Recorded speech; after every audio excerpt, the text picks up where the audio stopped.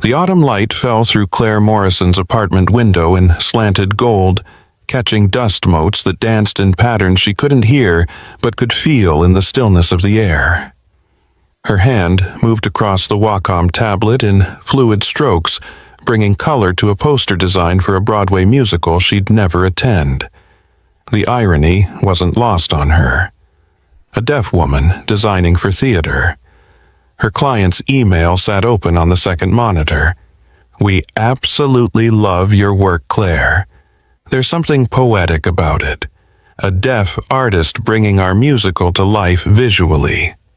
Poetic, that's what people called it when they wanted to romanticize something they didn't understand.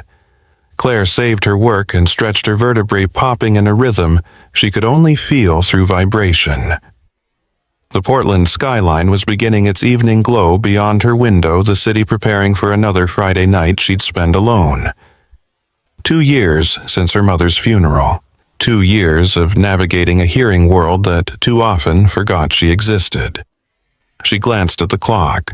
6:47 p.m. The corner market would close at 8. She needed milk bread, the basics. Her phone sat charging on the kitchen counter battery at 43%. Enough, but she'd been meaning to replace it. The charging port was failing. Claire looked at the phone, then at her jacket by the door. The market was 3 blocks away, 15 minutes tops. She'd done this run 100 times. She left the phone where it sat. The hallway outside her apartment smelled like someone's dinner garlic and onion scents she caught only in passing. Mrs. Chen from 3B waved as Claire locked her door. Claire waved back, smiled. Mrs. Chen said something, her lips moving in shapes Claire had learned to interpret as pleasantries. Weather, weekend plans, the usual. Outside, the October air bit at her exposed skin. Portland was beautiful in autumn, all rust and gold and the kind of gray that felt like a blanket rather than a threat. She pulled her jacket tighter and walked. She didn't notice the man across the street. Not at first. But 3 blocks was enough time to sense something wrong. The prickling at the back of her neck. The shadow that moved when she moved, stopped when she stopped. Claire had learned to trust her other senses, the ones that sharpened when sound disappeared. She paused at a crosswalk, pretending to check her watch. In the reflection of a shop window, she saw him. Gray hoodie, hands in pockets, face angled away, but his body language screamed attention. Marcus Vega. She'd reported him 2 weeks ago. The police had been sympathetic, but useless. Without evidence of direct threat, our hands are tied. They'd told her to keep a log, to document everything, to stay aware. She was aware now. The market's fluorescent lights felt too bright after the dimming street. Claire grabbed a basket, hands shaking slightly as she reached for milk from the cold case. Through the glass door in the reflection, she saw the entrance. He walked in, not hiding anymore, not pretending. He stood by the magazine rack, picked up a periodical, but his eyes never left her. Claire's heart hammered against her ribs. She abandoned the basket and walked toward the register, toward people, toward the safety of witnesses. The elderly clerk, Mr. Kim, looked up and smiled. Said something. Claire couldn't focus on his lips. Couldn't think. She pushed through the door, back into the cooling evening. And he followed. No more pretense. No more distance. 20 feet behind her and closing. Claire's hands flew to her jacket pocket. Empty. Her phone. Her lifeline. Sitting uselessly on her kitchen counter 3 blocks away. She couldn't call for help. Couldn't scream and know if anyone heard. Couldn't even know if she was making any sound at all. The street was emptying as twilight deepened. A couple passed her, absorbed in each other. Claire's hands moved desperately in sign language. "Help, please, someone is following me." The woman clutched her purse tighter. The man shook his head, uncomfortable. They hurried away. Marcus was 15 feet behind now. Claire ran. "Before we continue with what happens next, I'd love to hear from you." Have you ever felt invisible in a crowded room? Have you experienced that moment when you desperately needed help but couldn't find the words? Drop your thoughts in the comments below. And if this story is pulling you in, hit that like button and subscribe so you don't miss what happens when Claire finds the roastery calf and the stranger who will change everything. Her feet slapped against wet pavement, the vibration traveling up through her legs with each impact. Portland had started its evening drizzle, that fine mist that turned the city slick and dangerous. Claire's breath came in ragged gasps, visible puffs of white in the cooling air. She couldn't hear Marcus behind her, couldn't know if he was gaining ground or falling back. That was the worst part. The not knowing. She relied on shadows, on the peripheral glimpses of movement, on the primal instinct that screamed danger. A taxi passed its yellow blur, barely registering. Claire's hand shot up desperate, but the driver didn't see her or didn't care. The brake lights never flickered. The street stretched ahead, businesses closing for the evening, metal gates rolling down over storefronts. Claire's lungs burned. She wasn't a runner. She was an artist who spent 12 hours a day at a computer, whose exercise routine consisted of walking to the corner market. The corner market where this nightmare had started. She risked a glance back. Marcus was there, maintaining his distance, that horrible patient smile on his face. He knew she was trapped in a silent movie where she was the only one who couldn't hear the score building to its terrible crescendo. Ahead, salvation. A hardware store, lights still on an elderly man locking the front door. Claire put on a burst of speed, her ankle rolling slightly on the wet concrete. Pain shot up her leg, but adrenaline pushed her forward. The man had his back to her key in the lock. Claire reached him, grabbed his shoulder. Too hard. He startled, turned, and she saw the flash of fear in his eyes before it settled into confusion. Her hands moved in desperate signs. Please, help me. Call police. Man following me. Please. The elderly man's face creased with concern. He said something, his weathered lips forming careful words. Claire tried to focus to read them, but panic made everything blur. She caught okay and slowed down, but nothing else. He pointed to his ear, shook his head. Hearing aid. Battery dead or turned off. He couldn't help her, even if he wanted to understand. Claire's eyes burned with tears. The man pulled out a notepad from his jacket pocket, offered it with a pen, but there was no time. Marcus was crossing the street now, no longer pretending to maintain distance. She ran. The industrial part of the street gave way to residential. Houses with warm lights and windows. Families sitting down to dinner. Children doing homework. People living normal lives, insulated from the terror unfolding on their sidewalk. Claire stumbled up the steps of a house with a porch light on. Pounded on the door. Once.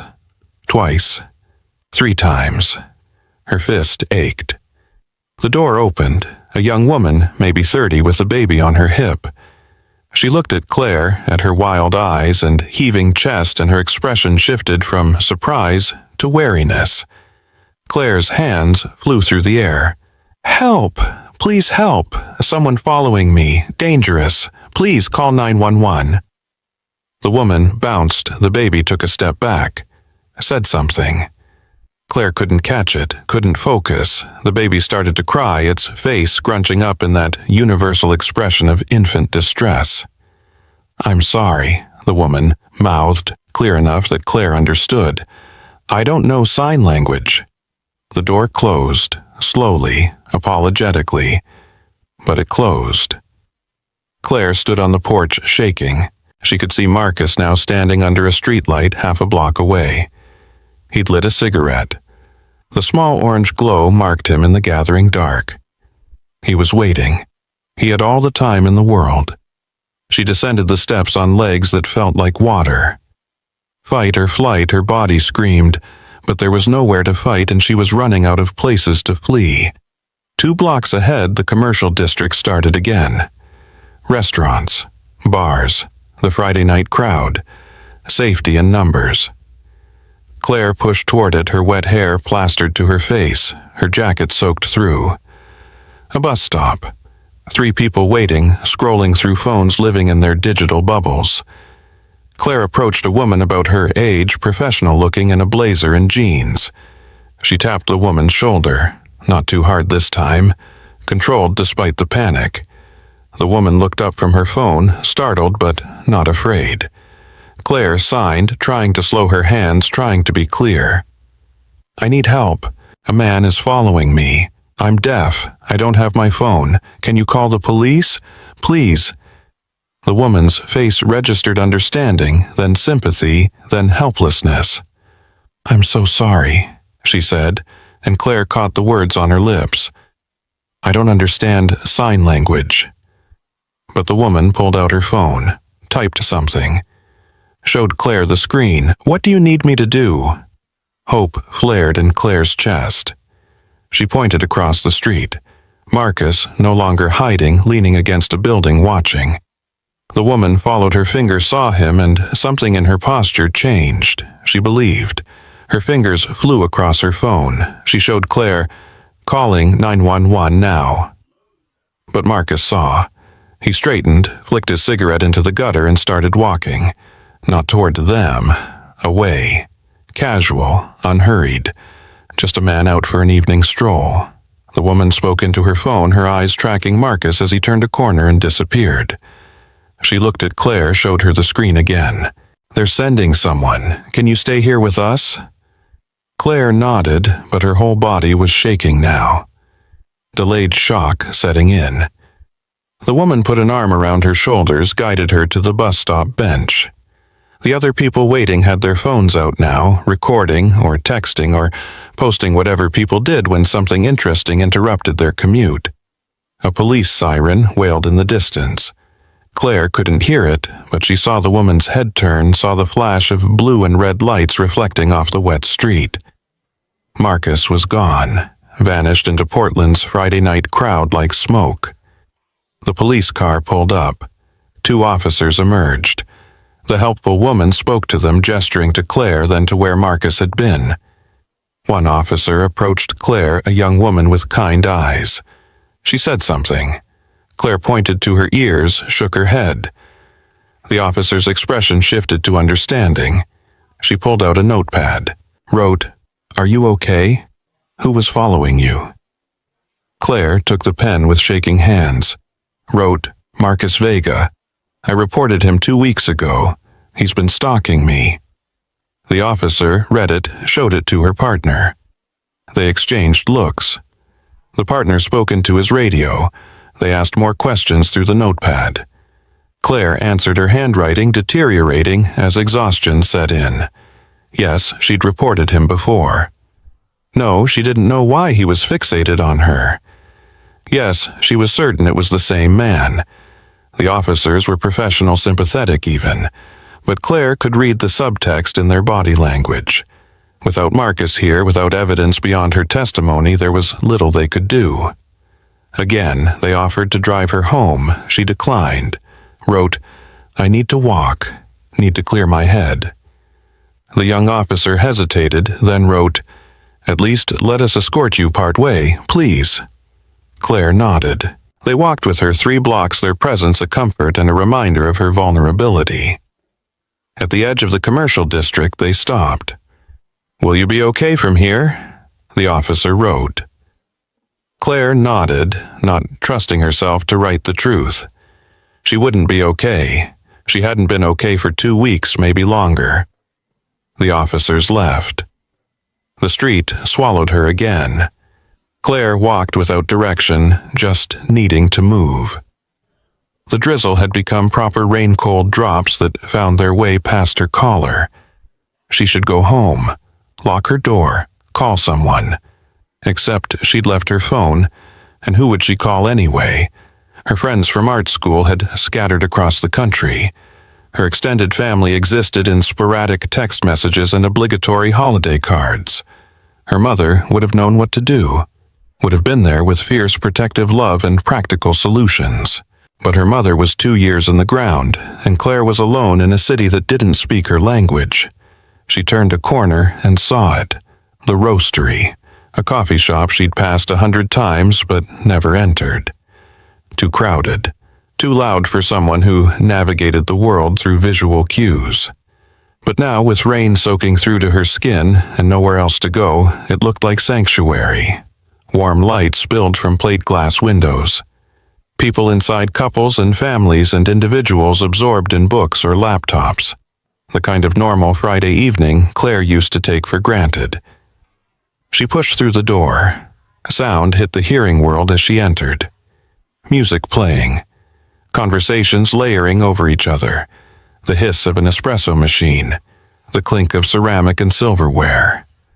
Claire experienced it as a wall of movement and expression, a pantomime she couldn't fully understand. A barista with purple hair and multiple piercings looked up from the counter, smiled. "Hey, welcome to the Roastery. Grab any seat." Claire didn't catch the words, just the welcoming gesture. She moved deeper into the cafe, aware of eyes tracking her. She must look terrible, soaked, wild-eyed, desperate. She approached the first table. A middle-aged woman reading a paperback, reading glasses perched on her nose. Claire's hands moved, still shaking but forming clear signs. "Please, I need help. A man has been following me. I'm deaf. I need someone to call the police." The woman looked up, startled. She said something. Claire couldn't read her lips, the angle was wrong. The woman looked around as if seeking help, clearly uncomfortable. Claire moved to the next table. College students, 3 of them. Textbooks and highlighters scattered across the surface. She signed the same message, more desperate now. One student, a young man with kind eyes, pulled out his phone, started typing. But his friends were already packing up, grabbing their bags, clearly wanting to exit this uncomfortable situation. "Can anyone understand me?" Claire signed, her hands growing wilder. "Please. Anyone." The cafe had gone quieter. People were staring now, not with understanding, but with that particular discomfort the hearing world reserved for disability they didn't know how to navigate. The door chimed behind her.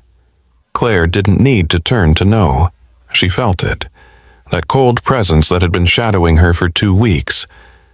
Marcus had followed her inside. The last safe space was no longer safe. Her vision blurred with tears. She was surrounded by people and utterly alone, invisible in the most terrible way. Then she saw them, a man and a little girl at a table by the window. The man was maybe 35, wearing a faded Henley with what looked like blueprint smudges on the sleeve. Dark hair, strong jaw, eyes that were actually seeing her, not looking through her or past her. The little girl, maybe 5 years old, had a coloring book open in front of her, a purple crayon in her small hand. She looked up at Claire with that uncomplicated curiosity children have before the world teaches them to look away. Something about them made Claire move forward. Desperation. Instinct. Or maybe just the way the man was watching her with focus instead of fear. She reached their table and her hands moved one last time. Slowly now. Carefully. Because this was her final chance.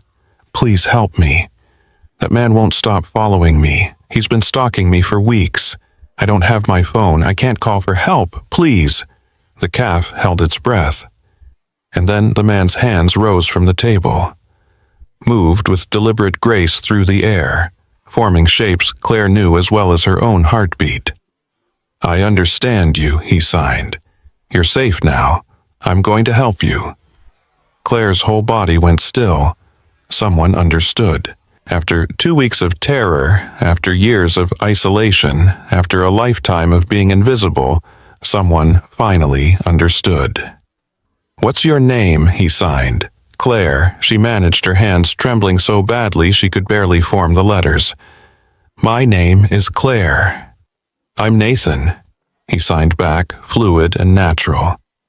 "This is my daughter, Sophia. Stay here with us. I won't let anything happen to you." Nathan stood positioning himself between Claire and the door between her and Marcus. He spoke to his daughter, and though Claire couldn't hear the words, she saw the little girl's face grow serious, saw her nod with the solemn importance children bring to adult matters. Nathan walked to the counter, spoke to the purple-haired barista.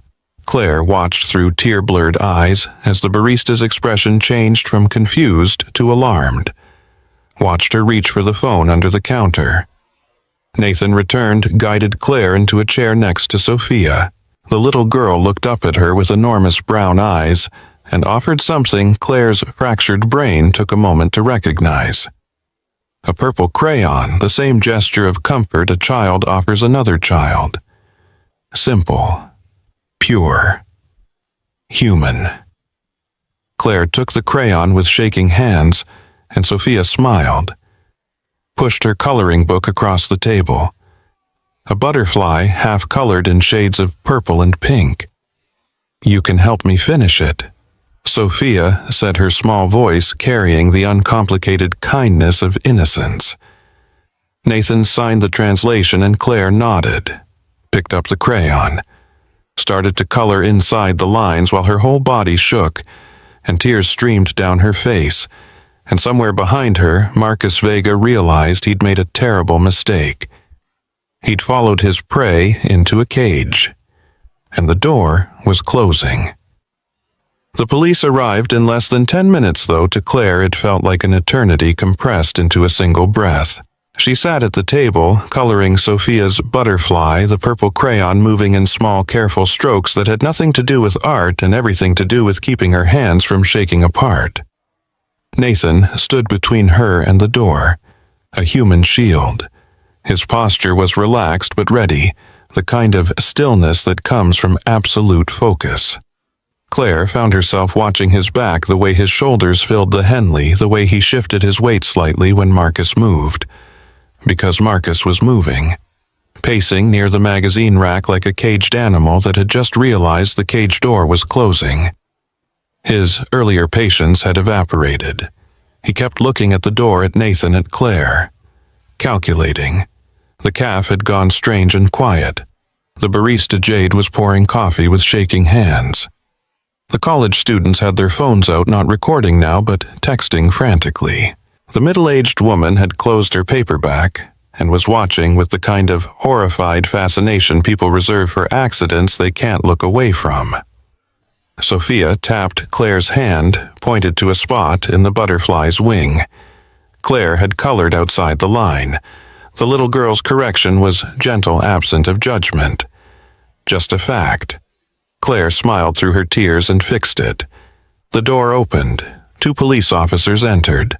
One was tall and broad, Latino, maybe 45, with the kind of face that had seen enough to not be surprised by much. The other was younger Asian American, his uniform still crisp, like he gave a damn about presentation. Claire couldn't hear what happened next, but she could see it, could read the body language like sheet music. The older officer, his name tag read, Rivera, moved to block the exit. Casual. Positioned like he just happened to be standing there. The younger one, Chen, approached Marcus. Marcus tried to charm first, smiled, spread his hands in a gesture of innocence. Chen said something. Marcus replied, laughing like this was all a misunderstanding. Nathan walked to Rivera, spoke quietly. Rivera's expression hardened. He said something into his radio. Chen pulled out his phone, showed Marcus something on the screen. Marcus's face changed. The charm cracked. Underneath was something uglier. He raised his voice. Claire could see the anger in the set of his jaw, the tension in his neck. Rivera's hand had moved to his belt. Not to his gun, but close enough, a warning. Nathan came back to the table, signed to Claire. They're checking his ID. He has prior arrests. Stay calm. This is almost over. Claire nodded, but calm was beyond her reach. Her whole body vibrated with adrenaline crash. Sophia had gone back to coloring, humming to herself, creating normalcy in the center of chaos. Chen approached their table. He looked at Claire, then at Nathan. and something like respect crossed his face. He pulled out a notepad, wrote, "Ma'am, are you Claire Morrison?" Claire took the pen with numb fingers. Wrote, "Yes." "Has this man been stalking you?" "Yes. I reported it 2 weeks ago. Detective Harris, North Precinct." Chen showed the notepad to Rivera, who nodded, spoke into his radio again. Longer this time. Marcus saw the shift, saw the way the officer's body language changed from inquiry to action. He bolted for the door. Rivera caught him in 3 steps, spun him around, hands moving with practiced efficiency. Handcuffs clicked. Marcus struggled, shouting something that made several CAF patrons flinch. Nathan signed to Claire, "Don't look at him, look at me." But Claire couldn't look away, couldn't stop watching as they searched Marcus's pockets, pulled out his phone. Chen scrolled through it, his expression growing darker. Showed something to Rivera. Rivera's jaw tightened. He said something to Marcus that made the man's face go pale.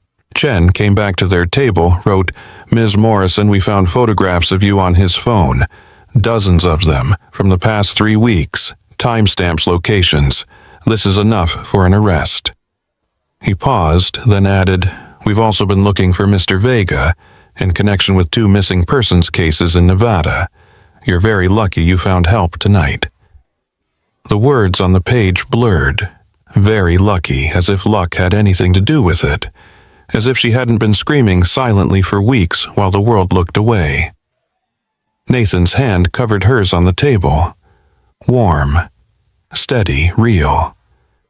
They led Marcus toward the door. As he passed their table, he looked directly at Claire. His mouth moved, forming words she couldn't hear but could read clearly enough on his lips. "I'll find you again." Nathan stood so fast his chair scraped.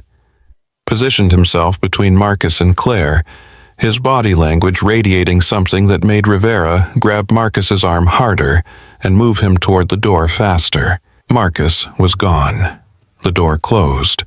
The CAF exhaled. Claire's hands flew to her face.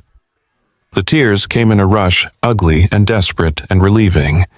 2 weeks of fear, 2 years of isolation, a lifetime of being invisible. It all poured out in sobs that shook her whole body. She felt small arms around her waist. Sophia had climbed out of her chair, was hugging Claire with the fierce sincerity of childhood. "It's okay," the little girl said, patting Claire's back. "The bad man is gone now. You're safe with us." Nathan signed the translation, his own eyes wet. Claire pulled Sophia closer, buried her face in the child's soft hair, and cried harder. Rivera approached, wrote in the notepad Chen had left.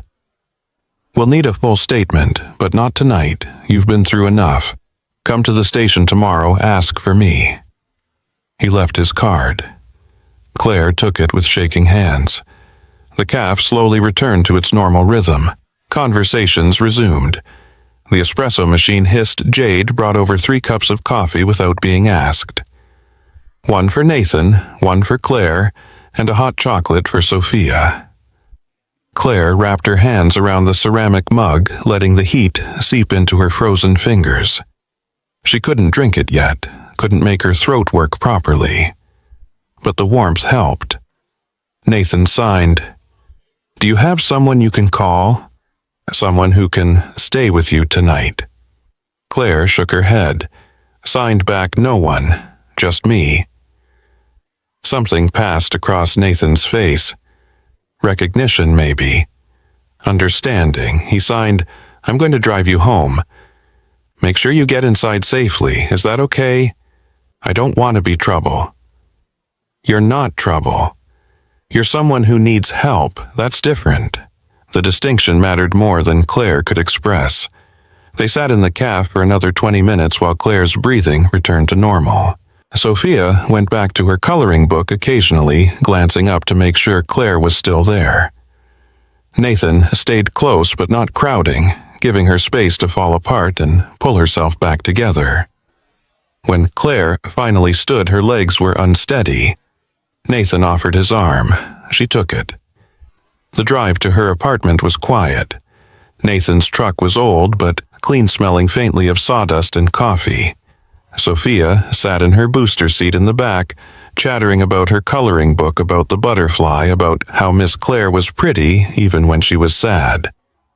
Nathan signed one-handed while driving, translating his daughter's monologue. Claire watched his hands, the easy fluency, the way he switched between verbal and visual language without thinking. She signed, "How do you know ASL?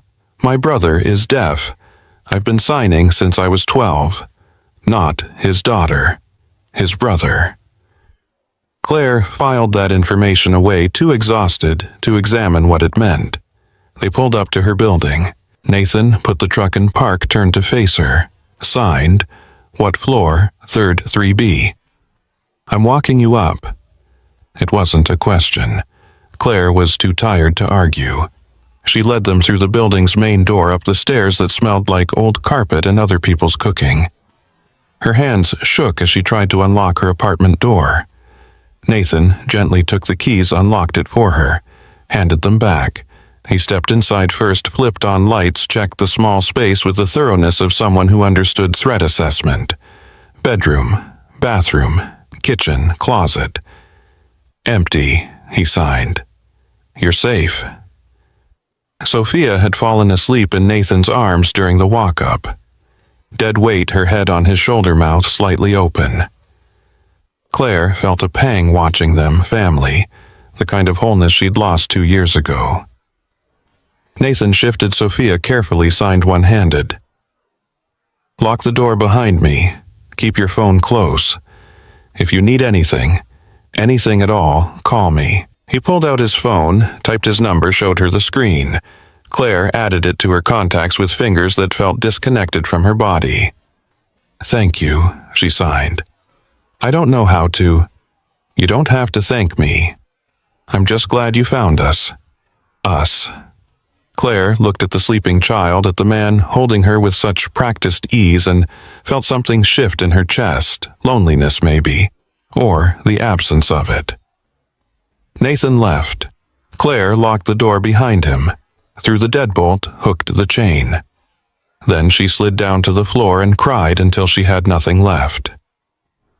3 months later, autumn had given way to winter, and Portland wore its gray like a second skin. Claire sat at a table in the roastery on a Saturday afternoon, watching Nathan help Sophia practice her ABCs in sign language. It had started small. A text from Nathan the next day checking in. Claire's reply. An offer of coffee, no pressure, just if she wanted company. She'd wanted company. 1 coffee became 2, became a standing Saturday tradition. Just the 3 of them at the same table by the window, the table where everything had changed. Sophia was obsessed with learning sign language.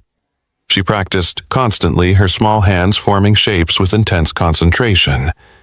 She got them wrong more often than right, but her enthusiasm never wavered. "Watch Miss Claire," Sophia said, then carefully formed the sign for butterfly. She'd been practicing all week. Claire clapped, signed perfect, beautiful. Sophia beamed. "Can you teach me more animal signs I want to know? Elephant and giraffe and penguin?"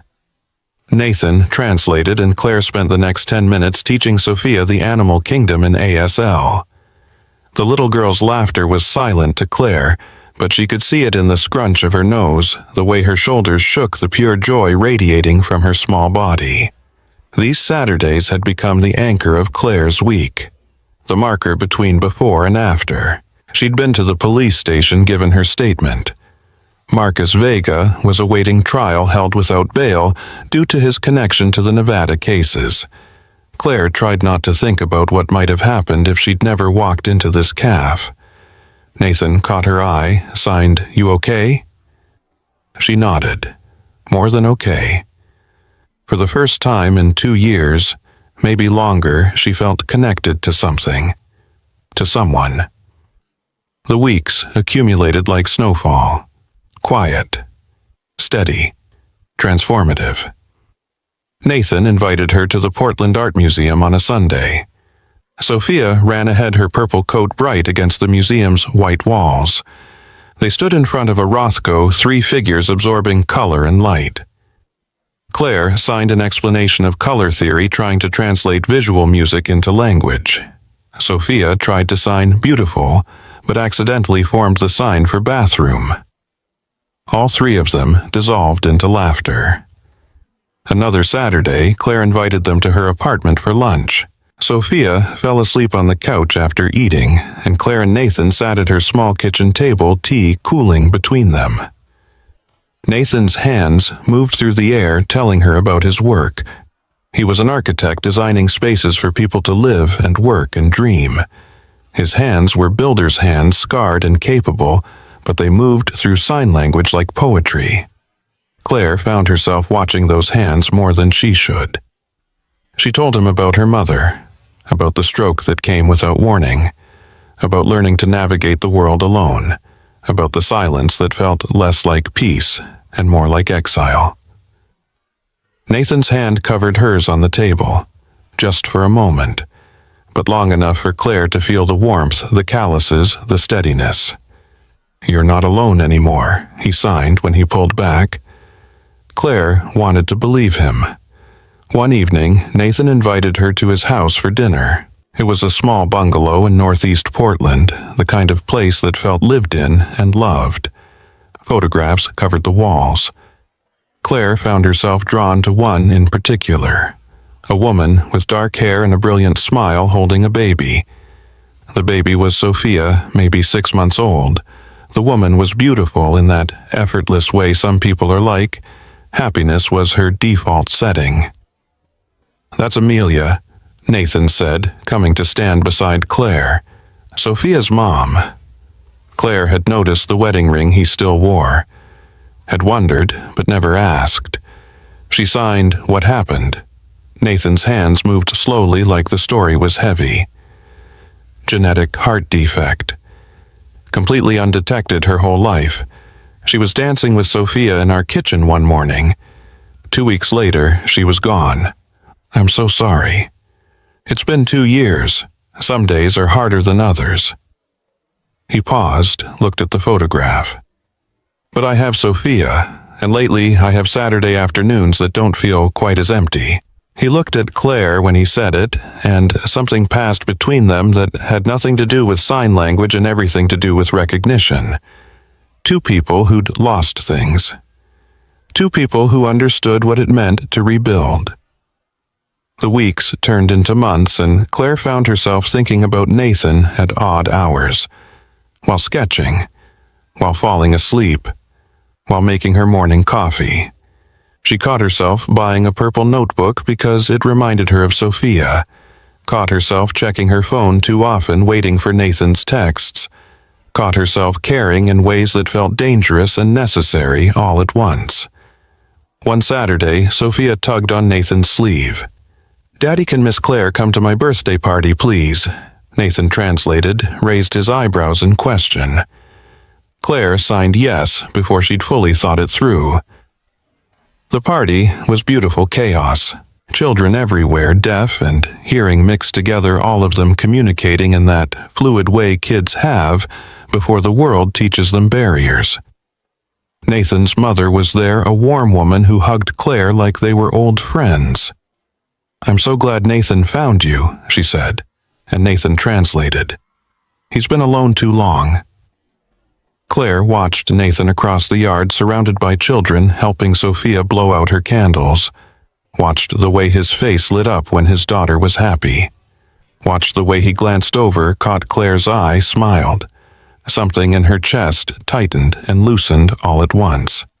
That night, after the party, after Sophia had fallen asleep surrounded by new toys, Nathan walked Claire to her car. The December air was sharp, their breath visible in small clouds. Nathan signed, "Thank you for coming." It meant a lot to Sophia. Just Sophia. The question was bolder than Claire intended, but she was tired of pretending, tired of ignoring the way her heart rate increased when he was near. Nathan's hand stilled. Then, No, not just Sophia. They stood in the cold close enough that Claire could see the gold flecks in his brown eyes. Close enough to feel the heat of him, close enough to lean forward to close the distance to find out if his lips were as warm as his hands. But Nathan stepped back. Signed, "I need to tell you something. Something I should have said a long time ago." Claire's heart dropped. This was it. The moment when he explained why this couldn't happen. Why she was convenient but not enough. Why saving someone didn't mean loving them. "Okay," she signed. "Tell me." Nathan looked at his house at the window where Sophia slept. When he looked back at Claire, his expression was raw, vulnerable. "Not here. Not now. Tomorrow. Can you meet me for coffee? Just us?" Claire nodded, not trusting herself to sign anything else. She drove home with her hands tight on the wheel, trying to prepare herself for whatever truth Nathan was carrying.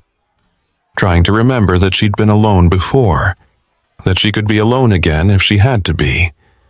But God, she didn't want to be. The coffee shop was different on a Sunday morning, quieter. The weekend rush hadn't started yet, and the space felt almost intimate. Claire arrived, first ordered tea she wouldn't drink, and sat at a table in the corner. Not their usual table. That one felt too loaded with history. Nathan walked in 10 minutes later, looking like he hadn't slept. His hair was disheveled, his eyes shadowed. He bought coffee black and sat across from her. For a long moment, neither of them moved. The silence between them was different from usual. Waiting. Nathan's hands rose slowly. "Thank you for meeting me." "You're scaring me," Claire signed back. "I know. I'm sorry." He wrapped his hands around his coffee cup, stared into it like it might hold answers. Then he looked up, met her eyes, and signed. "I haven't been completely honest with you." Claire's stomach dropped. Here it was. The truth that would explain everything or destroy it. "About what?" Nathan took a breath. Started signing. 6 months before I met you, before that night in the caf, I took Sophia to the doctor. She'd been having trouble hearing her teachers at school. I thought it was ear infections, something simple. His hands paused. Claire waited, her heart hammering. They ran tests, hearing tests, genetic screenings, MRIs. They found something. His fingers trembled slightly. Sophia has a progressive genetic condition. The same mutation Amelia carried but never manifested in her. It's causing Sophia's hearing to deteriorate. Claire's hands flew up. "Can they fix it? Surgery, hearing aids?" Nathan shook his head. "Hearing aids will help for a while, but the progression is inevitable.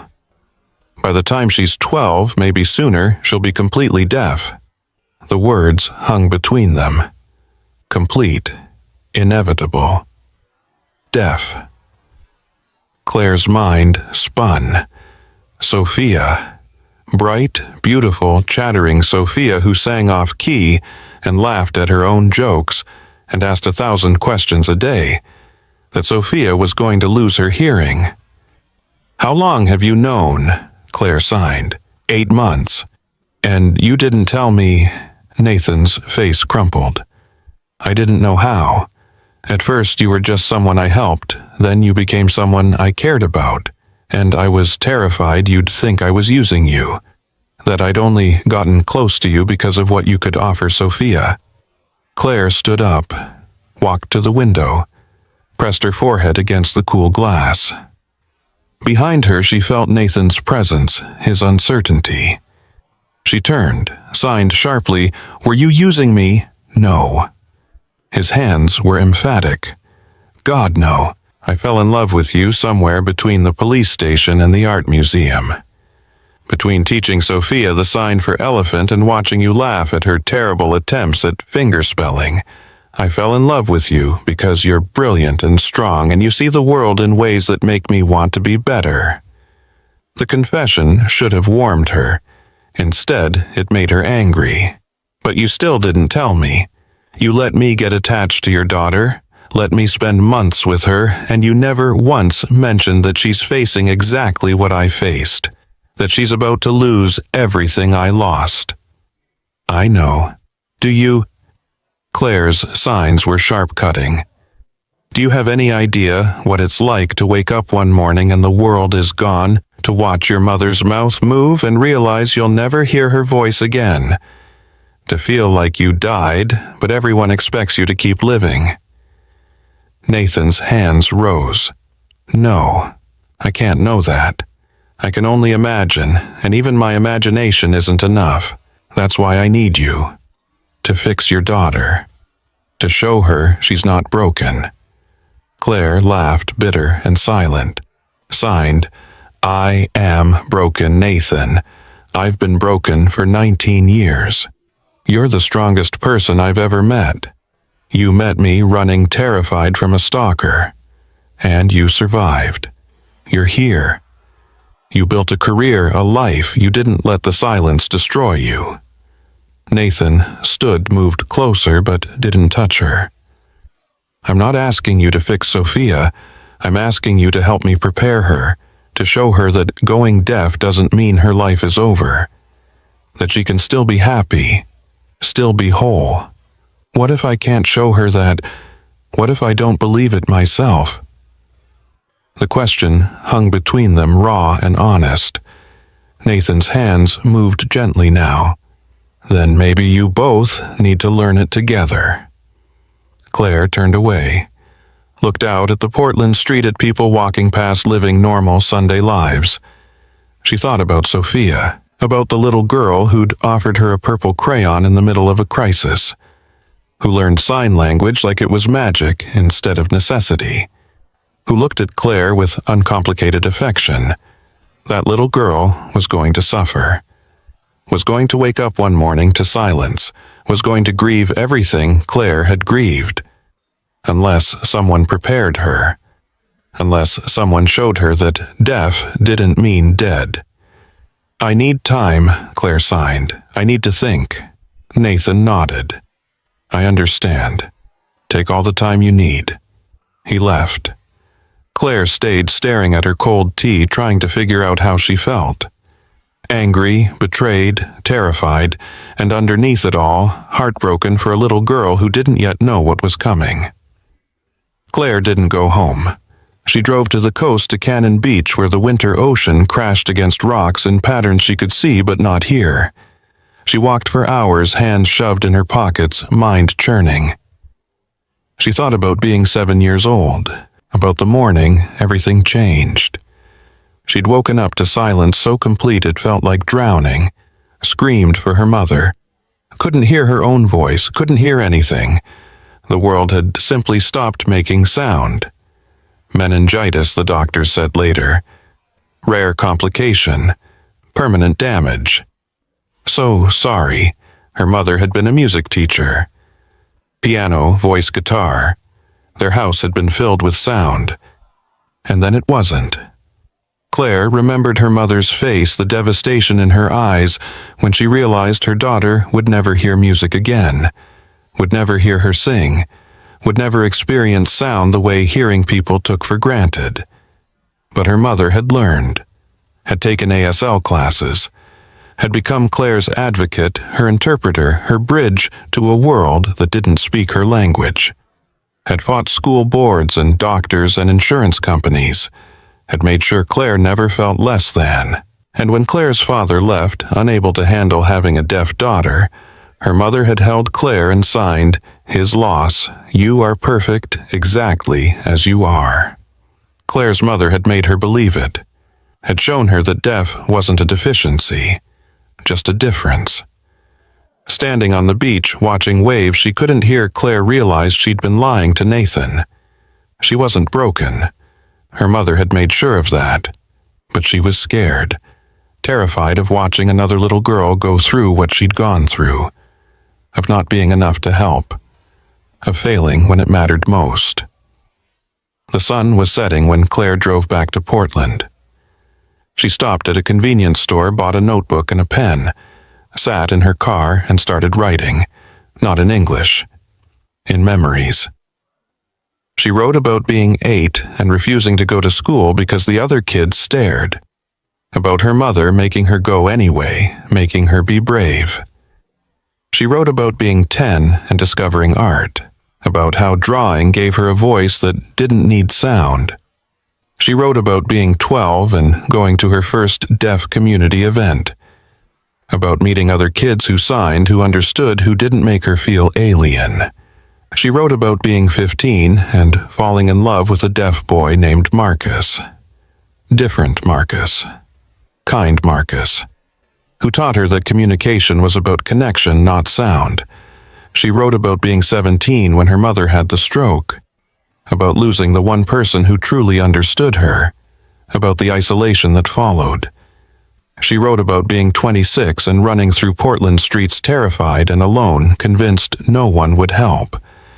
And she wrote about finding Nathan, about the moment his hands rose and formed words she could understand, about the relief so profound it felt like resurrection. She wrote until her hand cramped, until the notebook was full of truth she'd been avoiding. Then she pulled out her phone and texted Nathan, "Can you come over? We need to talk." He arrived 30 minutes later, worry etched in every line of his face. Claire let him in, led him to her kitchen table, handed him the notebook. "Read it," she signed, "all of it." Nathan read slowly, carefully, his expression shifting from confusion to understanding to something that looked like awe. When he finished, he looked up at her with wet eyes. "Claire." She cut him off with a raised hand, started signing. "When I was 7, I woke up deaf, and I wanted to die, not dramatically, just quietly. I couldn't imagine living in silence forever."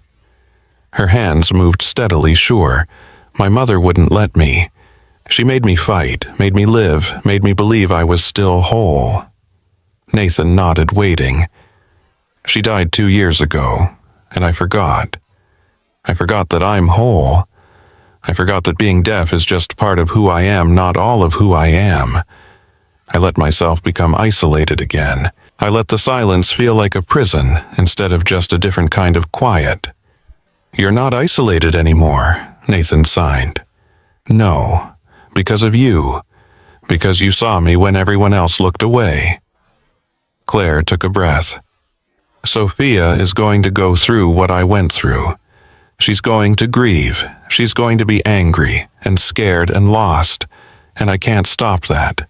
Nobody can. I know. But I can show her what comes after. I can show her that deaf doesn't mean broken. That she can still have a full life. Friends, career, love, everything." Nathan's hands rose. "Are you saying?" "I'm saying yes. I'll help her. I'll help you prepare her, but on my terms. Anything." Claire's signs were firm, definitive. "This isn't about us. About you and me.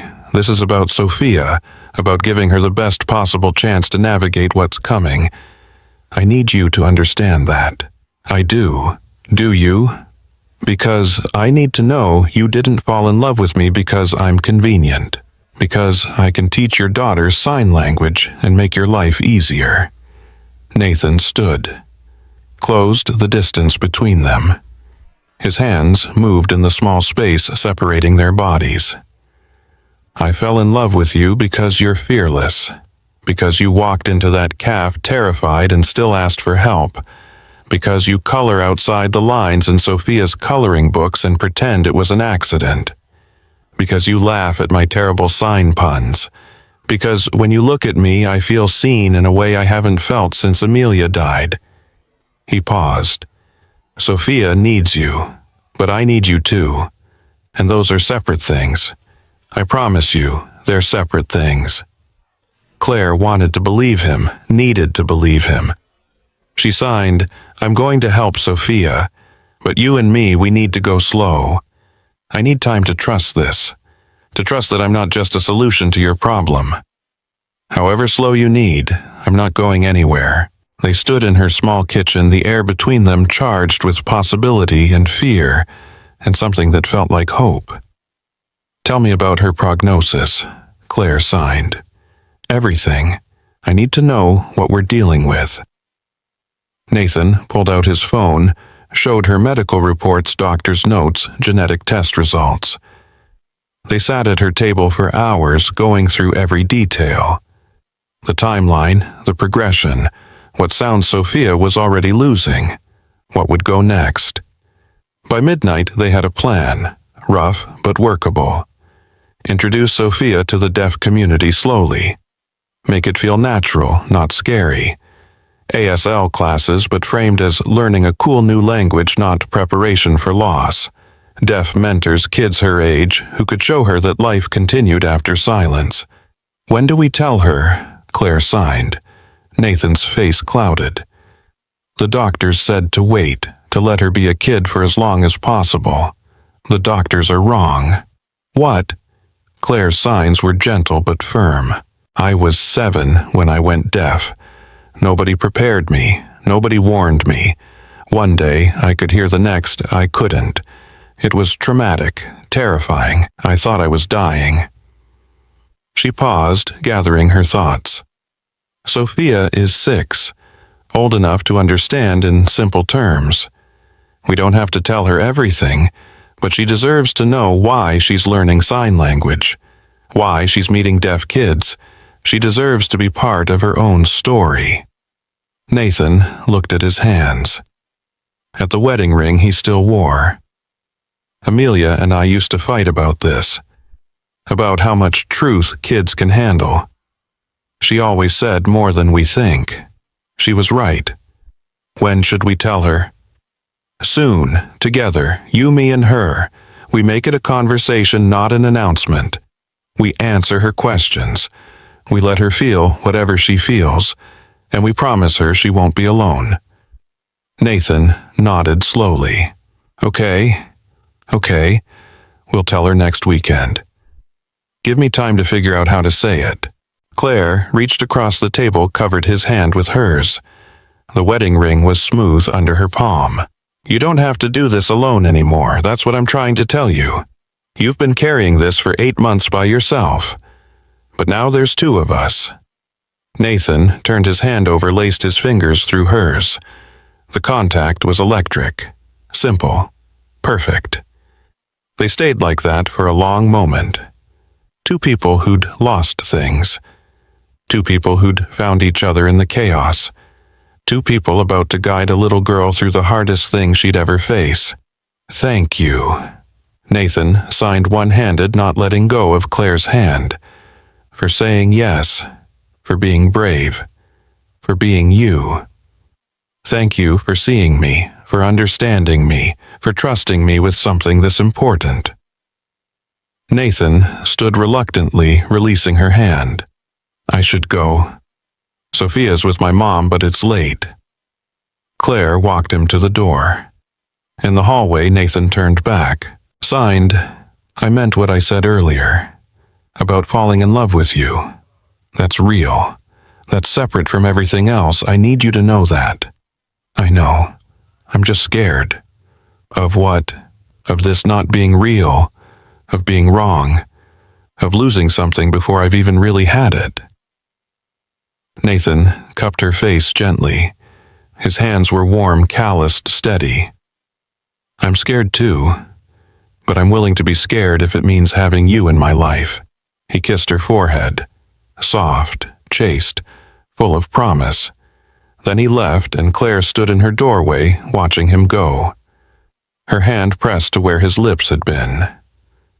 The next week was a blur of planning.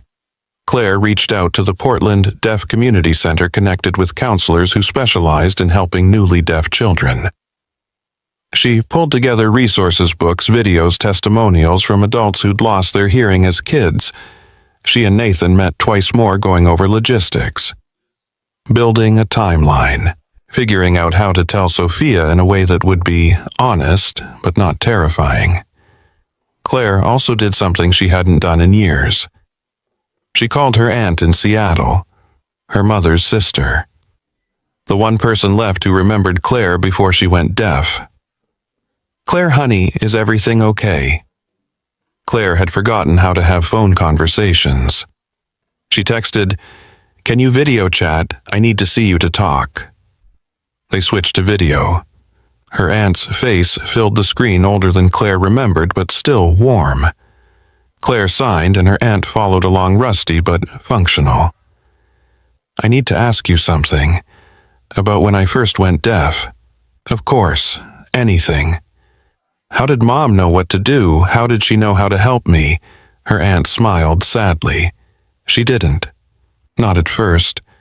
She was terrified. I remember her calling me sobbing, saying she'd failed you. That she should have seen the signs, should have prevented it somehow." "I never knew that." "She didn't let you see it. She learned ASL before you did, stayed up all night reading everything she could find about raising a deaf child.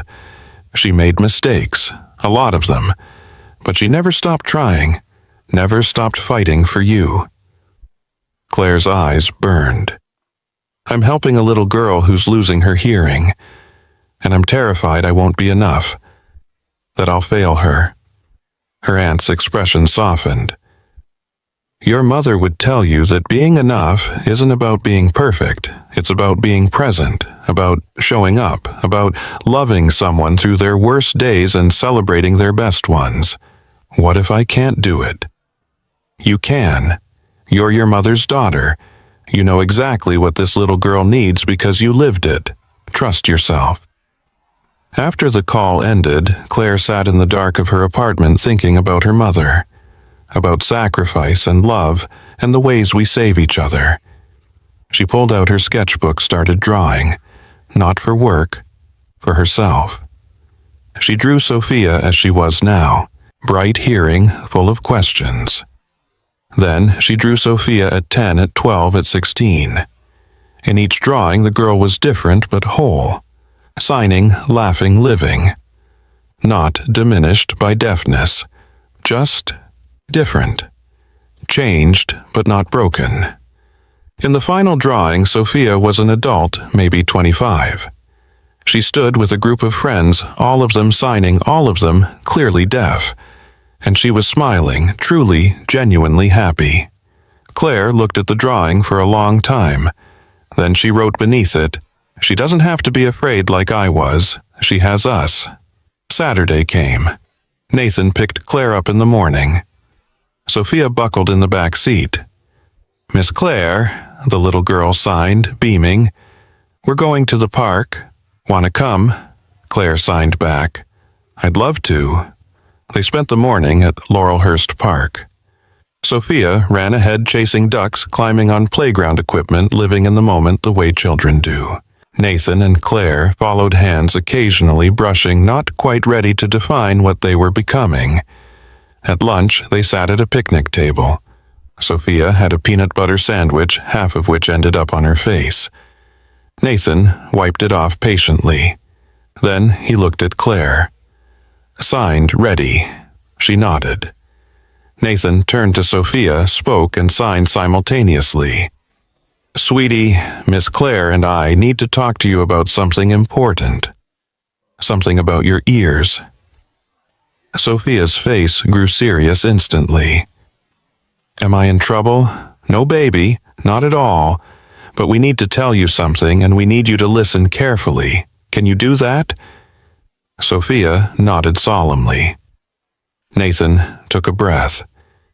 "You know how sometimes you have trouble hearing your teachers, how some sounds are harder for you to hear? Yeah, like when people whisper." "Right, well, the doctors found out why that's happening. You have something called progressive hearing loss. That means your ears aren't working the way they used to, and they're going to keep getting quieter." Sophia looked confused. "Can they fix it?" "Not exactly. Hearing aids will help for a while, but eventually, probably by the time you're a teenager, you might not be able to hear much at all. You might become deaf, like Miss Claire." The word hung in the air. Deaf. Sophia looked at Claire, her small face trying to process. "You can't hear anything." Claire shook her head, signed nothing. I've been deaf since I was 7. Does it hurt?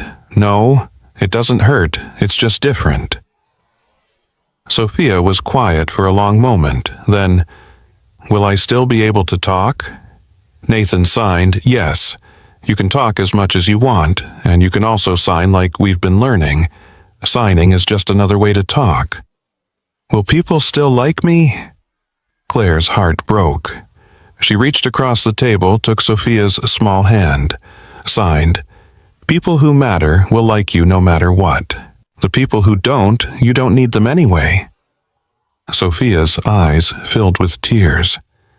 I don't want to be deaf. I don't want to be different. Nathan pulled her into his lap, held her while she cried. Claire sat across from them, her own tears falling silently. After a while, Sophia's crying slowed. She looked up at Claire, wiped her nose on her sleeve. Miss Claire, are you sad that you're deaf? Claire considered lying. Considered saying it was fine, it was easy, it was no big deal. But Sophia deserved truth. Sometimes she signed honestly. I miss music. I miss my mother's voice. I miss hearing birds sing. But being deaf also gave me things. It made me notice details other people miss. It taught me to be strong. It brought me to your dad and to you. Really. If I wasn't deaf, I might not have been in that caf the night we met. I might never have known you, and that would make me sadder than being deaf ever has. Sophia climbed out of Nathan's lap and into Claire's, wrapped her small arms around Claire's neck and held on tight. I'm scared, the little girl whispered. Claire held her closer, signed against her back where Nathan could see. I know, I was scared too, but you know what I learned. Sophia pulled back, looked at her. Being scared is okay. Being sad is okay. But you don't have to be scared alone. You have your dad, you have me, you have lots of people who will help you. And when you're ready, I'll introduce you to other kids who are deaf. Kids who will understand exactly what you're going through. Promise? Promise. They sat at that picnic table for another hour, answering Sophia's questions. Some were heartbreaking. Will I forget what music sounds like? Some were practical. Can I still watch TV? And some were pure Sophia. If I'm deaf, can I stay up later since I won't hear bedtime? By the time they left the park, Sophia had cried, asked 100 questions, and extracted promises that everything would be okay. She held Claire's hand on one side and Nathan's on the other, swinging between them. Miss Claire, Sophia ain't still practicing. Will you teach me everything you know about being deaf? Claire looked at Nathan over Sophia's head. He was watching her with an expression she couldn't quite read. Gratitude, maybe. Or love, or both. She looked back at Sophia, signed, yes, I'll teach you everything. And you'll teach me things too. What can I teach you? How to be brave. You're already better at it than I am. That night, after Nathan took Sophia home, Claire sat in her apartment and let herself feel everything. Fear, hope, love, possibility. Her phone buzzed. A text from Nathan. Thank you for today, for her, for everything. Claire texted back, thank you for trusting me, for letting me be part of this. A pause, then, you're not just part of it, you're essential to Sophia, to me. Claire stared at the words until they blurred. Then she typed, I'm falling in love with you, I'm scared of it, but I'm doing it anyway. The response came fast. Good, because I'm already there, have been for months. Claire smiled and the darkness of her apartment touched the screen like she could touch him through it. Slow, she texted. We're going slow. As slow as you need, I'm not going anywhere. She believed him, and that was the scariest, most hopeful thing of all. The first deaf community event was in February, 3 months after the conversation at the park. Snow dusted Portland's streets rare and magical, turning the city quiet in ways even Claire could feel. Nathan drove them to the community center, his truck's heater blasting against the cold. Sophia sat in the back seat, unusually quiet, her new hearing aids decorated with butterfly stickers she'd picked out herself. "What if they don't like me?" she signed from the back seat. Claire turned around, signed back, "They'll love you. You're impossible not to love. What if I mess up the signs? Everyone messes up. That's how you learn." The Portland Deaf Community Center was housed in an old converted warehouse, warm and bright despite the gray day outside. Inside, the space buzzed with movement. Hands flying through the air, faces animated laughter that Claire could see in the shake of shoulders and the tilt of heads. Sophia pressed closer to Nathan's leg, overwhelmed. A woman approached, maybe 50, with kind eyes and quick hands. She signed to Claire, first time. For her, yes. She's just learning. She's losing her hearing. The woman's expression softened. She crouched down to Sophia's level, signed slowly. "Hi, I'm Margaret. What's your name?" Sophia looked at Claire for reassurance. Claire nodded encouragement. "Sophia," the little girl fingerspelled carefully. Margaret beamed. "Beautiful name. Want to meet some other kids?" Sophia glanced at Nathan, who signed, "Go ahead, sweetie. We'll be right here." A group of children were gathered in the corner, ranging from about 4 to 10 years old. Some wore hearing aids like Sophia. Others had cochlear implants. Some had nothing, their deafness complete and unadorned. Margaret led Sophia over. Claire watched the little girl's body language shift from nervous to curious. One boy, maybe 7, showed Sophia a picture book. Started signing the story, his hands moving with the exaggerated drama of childhood. Sophia watched, mesmerized. "She's going to be okay," Nathan signed to Claire. "I know, doesn't make it easier to watch." Nathan's hand found hers, laced their fingers together. They stood like that, hands clasped, watching Sophia discover she wasn't alone. An hour later, Sophia ran back to them, her face flushed with excitement. "Daddy, Miss Claire, I met Oliver and he taught me the sign for dragon and rainbow and best friends forever." She demonstrated each sign with enthusiasm, getting dragon slightly wrong, but close enough. Claire gently corrected her hand position. Sophia tried again, nailed it, pumped her fist in victory. "Can we come back next week?" Sophia signed. "Please." Nathan looked at Claire, raised his eyebrows. She nodded. "Yes." Nathan signed to Sophia. "We can come back."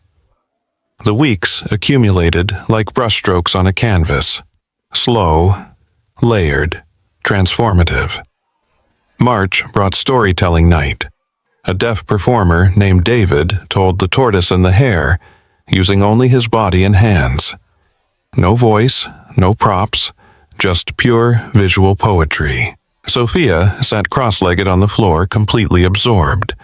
When the tortoise won the race, she clapped so hard her hands must have hurt. Afterward, she asked David 100 questions. How did he become a storyteller? Did he always sign?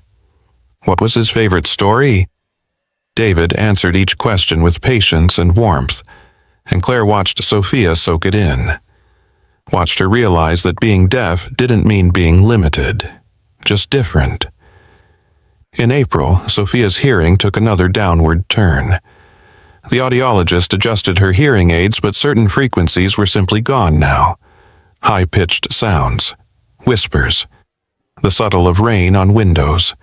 Sophia cried when she realized she couldn't hear the birds in their backyard anymore. Nathan held her while she grieved. Claire sat beside them, signing, "I remember when I lost birds too. It was one of the hardest things." "What did you do?" Sophia signed through tears. "I learned to watch them instead, to see their patterns, the way they move. And I realized that watching a bird is almost as beautiful as hearing one. Almost, but not quite." And it's okay to be sad about that. Sophia climbed into Claire's lap, burrowed against her chest. I'm glad you're here. I'm glad you understand. Claire held her tighter, met Nathan's eyes over Sophia's head. His expression was raw, grateful, something else that made Claire's heart skip. By May, Sophia was bilingual in a way most 6-year-olds could never dream of. She moved fluidly between spoken English and ASL, often in the same sentence. At school, she started teaching her classmates basic signs. Her teacher called Nathan concerned at first, then amazed. She's become a bridge. The other kids are fascinated. We're thinking of starting an ASL club. Nathan told Claire over coffee at the roastery, their Saturday tradition unbroken by months. She's handling this better than I am. Kids are resilient, especially when they're supported. She's supported because of you. Claire's hands stilled on her cup. Nathan, I know we're going slow. I know this is about Sophia, but I need you to know that watching you with her, seeing how you've changed her life, it makes me love you more every day. Claire's breath caught. Love. Present tense. Active. Real. I love you too, she signed. I'm still scared, but I love you. Nathan reached across the table, took her hand. They sat like that, hands intertwined, while Sophia colored contentedly beside them, and the calf hummed with Saturday afternoon life. In June, Claire took Sophia to her first deaf camp. Just a weekend program, but immersive. Total sign language. No voices, no hearing aids required. Nathan drove them both, but he stayed at a hotel nearby. This was something Sophia needed to do without him. Claire watched the little girl's nervousness transform to wonder as she met dozens of deaf kids her age. Kids who signed about everything from cartoons to crushes to what they wanted to be when they grew up. On Saturday night there was a talent show. Kids performed skits, poems, dances. Everything communicated through hands and bodies and expressions. Sophia asked Claire, "Can I do something?" "Of course. What do you want to do?" "Can I tell the story of the butterfly, the one we colored that first night?" Claire's throat tightened. "Yes, that would be perfect." Sophia took the stage small and brave. She told the story in simple signs about a girl who was scared, who met kind people, who learned that butterflies were magic because they transformed from caterpillars into something beautiful. Being deaf is like being a butterfly, she signed at the end. You change into something different, but different can be beautiful too. The room erupted in applause. The kind deaf people give hands waving in the air instead of clapping. Claire wiped her eyes. Sophia ran back to her, threw her arms around Claire's waist. Was it good? It was perfect. You're perfect. I learned that from you. July brought Sophia's 7th birthday. The party was at Nathan's house, the backyard decorated with streamers and balloons. The guest list was a mix of hearing and deaf children, all of them communicating in whatever ways worked. Claire helped organize games that didn't require hearing. Scavenger hunts, art projects, a dance party where they felt the music's vibration through the speakers Nathan had placed on the ground. Nathan's mother pulled Claire aside at one point. "I want to thank you for everything you've done for Sophia, for Nathan. I haven't done anything special. You have. You've given them hope. You've shown Sophia that her life isn't ending, just changing. And you've reminded Nathan that he's allowed to be happy again." Claire looked across the yard where Nathan was signing with a group of kids. His face relaxed in a way she'd never seen in those early months. He's a good father. He's a good man who's been alone too long. Nathan's mother squeezed Claire's hand. "I'm glad he found you, or you found him, however it happened." That night, after the guests had left and Sophia had fallen asleep surrounded by new toys, Nathan walked Claire to her car. The July evening was warm, the air thick with the smell of cut grass and birthday cake. They stood in the driveway, neither quite ready to say goodbye. She had a good day, Claire signed. The best, because of you. Nathan, you have to stop giving me all the credit. I'll stop when it stops being true. He stepped closer into her space. Claire, I know we're going slow. I know this has been about Sophia, but I need to know if there's ever going to be an us. Not just you helping my daughter, but you and me. Claire's heart hammered. This was it, the moment she'd been avoiding and wanting in equal measure. I'm terrified, she signed. Of what? Of this being too good, of losing it, of not being enough when it matters. Nathan cupped her face gently, made sure she could see his hands when he signed with one. You are enough. You have always been enough. The question is whether I'm enough for you. You are. God, Nathan, you are. Then can we try, really try not slow, not careful. Just try. Claire answered by kissing him. Finally, after months of wanting, of holding back, of being careful, she kissed him in his driveway under the fading summer light and felt something in her chest unlock. Nathan pulled her closer, one hand in her hair, the other at her waist. The kiss was gentle and desperate and everything Claire had imagined. When they finally broke apart, both breathing hard, Nathan signed, I've wanted to do that for so long. Me too. Stay, tonight. Not for anything more than this, just stay. Claire looked at the house where Sophia slept. At Nathan's face open and honest and full of hope. At the future stretching out before them, uncertain but possible. Okay, she signed. I'll stay. They went inside. Nathan made tea. They sat on the couch, Claire tucked against his side, and talked until midnight. About everything, about nothing. About the life they might build together. When Claire finally fell asleep, it was with Nathan's arm around her, and his heartbeat steady against her cheek. August marked a year since that terrifying night in the roastery. Nathan suggested going back, all three of them, to mark the anniversary. Claire agreed, though the idea made her nervous. Going back to the place where everything changed felt weighted with meaning. They arrived on a Saturday evening just as the summer sun was starting to set. The cafe looked exactly the same. Same warm lighting. Same vintage Edison bulbs. Same smell of coffee and cinnamon. But everything was different. Jade, the purple-haired barista, looked up when they entered. Her face broke into a huge smile. She signed, You came back. Claire stared. You learned ASL. We all did. The whole staff. After what happened after we couldn't help you, the owner decided we needed to be better. We take classes twice a week now. Jade's signs were still clumsy but enthusiastic. We even have a menu in ASL. She showed them. Sure enough, the menu board had been redesigned with sign language illustrations alongside the written words. Jade, this is amazing, Claire signed. You inspired us. Now, we have deaf customers come in all the time. It's become kind of a community spot. They took their usual table by the window. Sophia ordered hot chocolate. Nathan got his black coffee, and Claire ordered tea she'd actually drink this time. The cafe had filled with the early evening crowd. Claire recognized a few faces from the deaf community center.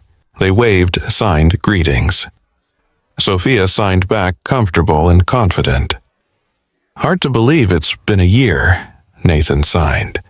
A year since the scariest night of my life. Claire signed back. A year since the best night of mine, Nathan countered. Sophia tugged on Claire's sleeve. Miss Claire, can I tell you something? Of course. The little girl's hands moved carefully, forming signs she'd been practicing. 1 year ago, you were very scared. You found us. But I think we found you too. Claire's eyes stung. Sophia, you taught me that being deaf doesn't mean broken. It means different kind of beautiful. Sophia reached into her backpack, pulled out a handmade card covered in butterflies. "This is for you." Claire opened it with shaking hands. Inside, in Sophia's careful 7-year-old handwriting, "Will you be my forever teacher, love, Sophia." Below that, in Nathan's handwriting, "Will you be my forever, we love you, N and S." A small box fell out of the card onto the table. Claire's hands flew to her mouth. Nathan picked up the box, opened it. Inside was a silver necklace, a butterfly pendant, delicate and beautiful.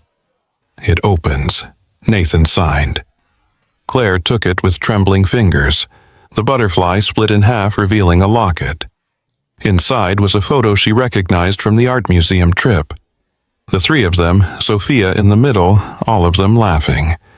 "I'm not asking you to marry me," Nathan signed quickly. "Not yet, but I'm asking you to be part of our family, officially, permanently. To stop saying you're just helping and accept that you're essential. To us, to me, to Sophia, to our family." Sophia added her signs emphatic. Claire looked at them, at Nathan with his hopeful, terrified expression, at Sophia with her absolute confidence that Claire would say yes, at the butterfly necklace that symbolized transformation and hope and second chances. Yes.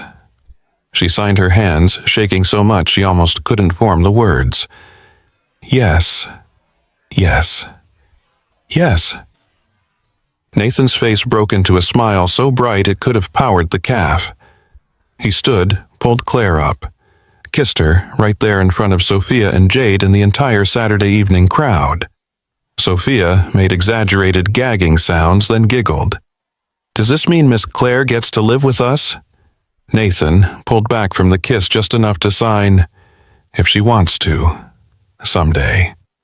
"I want to," Claire signed. "Not tomorrow, not next week, but someday. Yes." Sophia launched herself at both of them, wrapping her small arms around their legs. Nathan scooped her up, and the three of them stood there in the middle of the roastery, holding each other like they could keep the moment from slipping away. Jade brought over their drinks without being asked, set them on the table with a knowing smile. Signed, "On the house for the anniversary." They sat back down, and Claire fastened the necklace around her neck. The butterfly pendant settled against her collarbone, warm from Nathan's hands. "Tell me the story again," Sophia signed. "About the night you met Daddy." Claire looked at Nathan, who signed, "You tell it. It's your story too now." So, Claire told the story. But not the way she'd remembered it alone in her apartment on hard nights. Not the story of being hunted and terrified and invisible. She told the story of finding sanctuary, of a little girl who offered a purple crayon, of a man who saw her when everyone else looked away, of hands that spoke the same language, of a family that formed in the space between fear and hope. "And that's how I found you," Claire signed at the end, looking at Sophia. "Or how you found me. Or maybe how we all found each other." "Like magic," Sophia signed. "Exactly like magic." They stayed at the cafe until closing, talking, signing, laughing. Sophia finished her hot chocolate and started a new coloring page. A butterfly with 6 wings this time. "Why 6 wings?" Nathan signed. Sophia looked at them like the answer was obvious. 3 people, 6 hands. We all help it fly. Claire felt something crack open in her chest. Not breaking, opening, making room for this family she'd stumbled into, this love she hadn't been looking for, this life she'd never imagined. The cafe's lights dimmed slightly. Closing time. They gathered their things, Sophia yawning, her energy finally depleted. As they walked to the door, Claire turned back one last time, looked at the table where she'd sat terrified a year ago, at the space where Marcus had stood, at the distance she'd crossed to reach Nathan and Sophia. Such a short physical distance, such an enormous journey in every other way. Nathan's hand found hers. Sophia took her other hand. They walked out into the Portland evening as a family. The streetlights were coming on, casting pools of gold on the sidewalk. Summer was fading into autumn again, the cycle continuing, the world turning. Claire looked down at Sophia, at the little girl who'd lost so much but gained even more, who'd learned that different wasn't less, that silence wasn't empty, that love was the truest language of all. "Miss Claire," Sophia signed, sleepy now. "Will you tuck me in tonight?" "If your dad says it's okay." "It's more than okay," Nathan signed. They drove to Nathan's house through familiar streets. Inside, Claire helped Sophia brush her teeth, change into pajamas, climb into bed surrounded by stuffed animals. "Tell me a story," Sophia signed. Claire sat on the edge of the bed. "What kind of story? A true one, about when you were little and deaf?" Claire thought for a moment, then started signing. "When I was 8, I was very angry about being deaf. I didn't want to learn sign language. I didn't want to go to deaf school. I just wanted everything to go back to how it was before." Sophia nodded, understanding. "My mother took me to the ocean. We stood on the beach and she showed me how I could feel the waves even if I couldn't hear them. How the vibrations traveled through the sand into my feet. How the spray on my face told me when a big wave crashed. Did it help? A little. But what really helped was when she signed to me, 'The ocean doesn't make sound for itself. It makes sound because it's alive. You're still alive, Claire. You're still you. The world just has to learn a different way to know you.'" Sophia was quiet, absorbing this. Then, "Your mom sounds nice. She was the best. Do you think she would like me?" Claire's vision blurred. "She would have loved you. So much." Sophia yawned, snuggled deeper into her blankets. "I love you, Miss Claire. You make my dad happy, and you make me not scared. I love you too, Sophia. So much." The little girl's eyes fluttered closed. Within minutes she was asleep, her breathing even and peaceful. Claire stood, tucked the blankets around her, kissed her forehead gently. In the doorway, Nathan was waiting. He pulled Claire into his arms, held her close. "Thank you." He signed against her back where she could feel the movement. "For everything, for her, for me, for us." Claire turned in his arms, looked up at him. "Thank you for seeing me, for understanding me, for loving me, always," Nathan signed. Then verbal, and barely a whisper, "I love you, Claire Morrison." She couldn't hear the words, but she felt them in the vibration of his chest against hers, felt them in the way his hands moved, felt them in the steady beat of his heart. "I love you," she signed back. They stood in the hallway of Nathan's house holding each other while Sophia slept peacefully down the hall. Two people who'd lost things. Two people who'd found each other. Two people building something new from the broken pieces of before. Outside, Portland settled into night, the city that had been the backdrop to terror and transformation, the place where a deaf woman ran for her life and found it instead. Claire thought about that night a year ago, about the fear and desperation, about feeling invisible in a crowded cafe, about the moment Nathan's hands rose and formed words that changed everything. "I see you." 3 simple signs that meant everything. She saw him too, saw his strength and his fear and his enormous capacity for love, saw the way he'd rebuilt his life after loss, saw the father he was and the partner he was becoming. And Sophia, beautiful, brave Sophia, who was learning that transformation wasn't loss, just change. Just becoming something different and equally beautiful. Claire touched the butterfly necklace at her throat, felt the weight of it. The promise. She was part of this family now. Not because Nathan had saved her that night, though he had. Not because she could teach Sophia about being deaf, though she would. but because they'd chosen each other, again and again, through fear and hope and all the messy, beautiful space between. The language of hands had brought them together, but it was love that made them family, and that was the truest story of all. If this story touched your heart, if it reminded you that our differences can become our strengths, and that the people we need most often appear when we least expect them, please take a moment to share your thoughts in the comments below. Have you ever felt invisible? Have you ever been seen by someone who changed your life? Your stories matter, and I read every single one. And if you want more stories about the unexpected ways we find family, about courage in the face of fear, and about love that transforms us, hit that subscribe button. Thank you for being here, for listening, for seeing. Until next day.